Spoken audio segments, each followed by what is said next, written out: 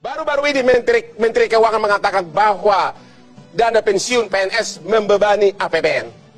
Kok hanya dana pensiun PNS? Bagaimana dengan dana pensiun DPR yang hanya bekerja 1 periode tapi berhak mendapatkan uang pensiun seumur hidupnya?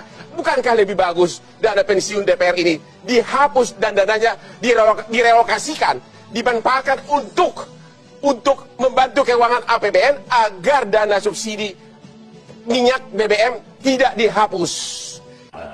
Selanjutnya kita akan melihat dulu grafis gaji dan tunjangan DPR kita yang terhormat berikut ini. Oke, gaji pokok ya berkisar antara 4,2 juta sampai kurang lebih 5 juta. Tunjangan daerah lainnya, uang sidang 2 juta, asisten anggota 2,250. Tunjangan beras 30.090 per jiwa. Berarti kalau 5 anggota keluarga kali 5 dong ya. Tunjangan PPH 2,6 juta. Tunjangan istri 10% dari gaji suami ya. Jadi berarti sekitar 4,420.000 per bulan untuk satu istri ya. Tunjangan 2 anak 2% dari gaji pokok. Tunjangan jabatan anggota DPR hingga ketua DPR berkisar antara 9,7 juta sampai dengan 18 juta, hampir 19 juta sebulan. Tunjangan kehormatan ada lagi 5,5 juta sama 6,6 juta. Kehormatan loh masih ada ya. Tunjangan komunikasi, maksudnya apa ya, main medsos apa? 15 juta. Kemudian tunjangan peningkatan fungsi pengawasan 3,7 juta sama 5,2 juta. Tunjangan listrik 7,7 juta. Kalau biaya perjalanan per hari 5 juta. Daerah tingkat 2 per hari 4 juta. Uang representasi harian per hari 4 juta. Untuk tingkat 2 3 juta. Banyak benar sih. Oke, fasilitas rumah tangga ya. Fasilitas rumah jabatan 3 juta untuk daerah Jakarta Selatan ya per tahun. Tapi di samping ada dikasih rumah juga. Udah dapat rumah dikasih lagi uang. Tunjangan beras pensiunan. Ini udah pensiun dapat 30.000 per bulan. Ini kalau nggak salah per kepala ya. Kemudian uang pensiun, nah ini yang jadi bahasan nih ya. Kalau dia baru bekerja ya 1 periode dia berhak ya 60, berarti kurang lebih 2,5 juta atau 3 juta selama hidupnya. Dia baru kerja cuma 1 periode 5 tahun, dia berhak. Kalau dia hidup 40 tahun, dia berhak 40 tahun dapat ini. Jadi total nih, Pak Ade Rosyadi dan Pak Sington Pasaribu, bapak-bapak ini akan mendapat 66 juta tiap bulan. Minimal ini loh, ini minimal ya, Pak Masinton. Iya, Bang Aman. Gue jadi gatal nih kan. Ini benar bahwa Bapak tiap bulan rata-rata terima 66 juta sebulan? Iya, sebelum potong pajak PPH dan PPN. Oh begitu? Ya. Tiap bulan itu? Iya. Oke. Sekarang kita mau sorot dulu mengenai uang pensiun.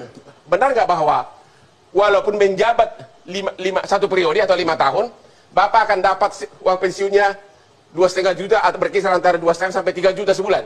Iya. Benar, Bang.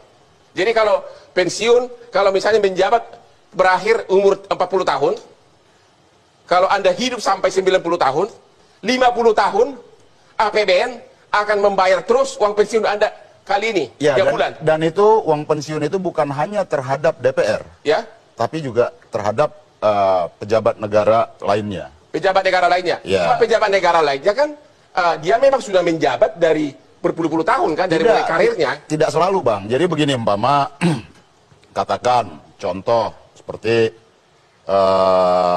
pejabat negara di lembaga tinggi negara seperti BPK atau pejabat negara di lembaga negara. Contoh gini aja, kalau saya tiba-tiba diangkat jadi menteri, iya, dapat uang pensiun. Iya, abang akan memperoleh uang pensiun. Meskipun abang ya jadi menteri itu cuman katakan tuh 5 tahun. Atau kemudian atau dipecat cuma 2 tahun. Iya, dirasapel 2 tahun. Seumur hidup akan dapat uang pensiun. Iya, karena begini, Bang. Itu yang membedakan, Pama, kenapa negara memberikan uang pensiun kepada aparaturnya. Karena kan pejabat negara itu bagian dari aparatur negara. Ya. Selain Ya. yang disebut ASN, PNS, apa segala macam. Seperti itu. TNI, Polri. Tapi kan ya, TNI, ASN kan termasuk sudah AKN. menjabat dari mulai bawah sampai ke atas, bisa 30 tahun dia Iya, bekerja. jadi ada itu yang namanya pejabat negara berdasarkan fungsinya, Bang, di lembaga-lembaga negara, ya. Kemudian ada pejabat negara yang bersifat dia administratif, seperti di pemerintahan. Nah, yang itu memang dia berkarir dari bawah bertahun-tahun. Nah, jadi itu adalah dimanapun negara itu memberikan fasilitas terhadap aparaturnya.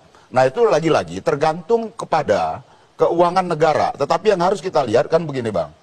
Negara dia punya aparatur melaksanakan tugas dan fungsi-fungsi kenegaraan di masing-masing lembaganya. Maka itulah negara memberikan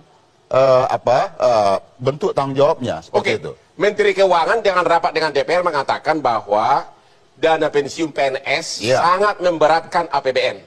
Emang pensiun DPR tidak membebani APBN? Ya tentu semua kan bersumber dari APBN. Membebani? Kalau menurut saya begini, Bang, pensiun itu dianggap membebani keuangan negara, ya boleh semuanya dikoreksi, gitu ya. Jadi Anda setuju hapus saja gitu? Ya, jangan hanya PNS, ya, tapi juga lembaga pejabat-pejabat negara yang juga menerima pensiun tadi. Menurut saya harus diberlakukan sama. Oke, Pak Andre. Karena ini bagian dari aparatur negara.